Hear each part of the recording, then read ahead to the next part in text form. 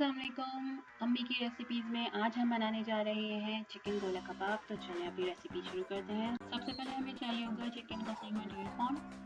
इसके अलावा हमने लिया है पिसा हुआ पपीता, एक खाने का चमचा जायफल का एक पीस, 7 से 8 दाने काली मिर्च के और जावित्री का पाउडर, एक चाय का चमचा साबुत धनिया, एक चाय का चमचा जीरा, आधा चाय का चमचा लाल मिर्च, एक खाने का चमचा लहसुन अदरक का पेस्ट, नमक हस्ब ज़रूरत, हरी मिर्च चाहिए होगी हमें 2 से 3 अदद और तली हुई प्याज चाहिए होगी हमें। सारे ड्राई मसाले एक साथ मिक्स करके उनको पीस लीजिए।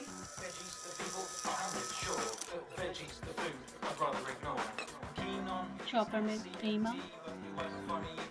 हरी मिर्च, तली हुई प्याज, कच्चा पपीता, लहसुन का पेस्ट,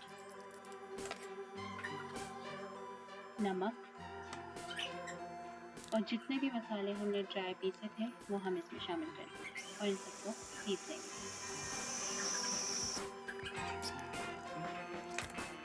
जब कीमा अच्छी तरह से पिस जाए तो इसको एक बोल में निकाल लीजिए और इसमें कोयले का धुआं दे दीजिए।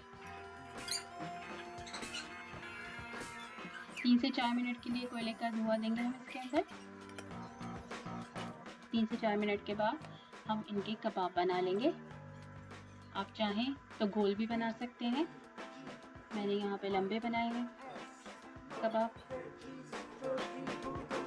और फिर सारे कबाब जब तैयार हो जाएं तो इनको आधे घंटे के लिए कवर करके फ्रिज में रख दीजिए। आधे घंटे के बाद निकाल के एक पैन में ऑयल डालिए और इसमें कबाब फ्राई कर लीजिए। जब कबाब अच्छी तरह से गल जाए और थोड़े से ब्राउन हो जाए तो इनको निकाल लीजिए। और हमारे गोला कबाब तैयार हैं।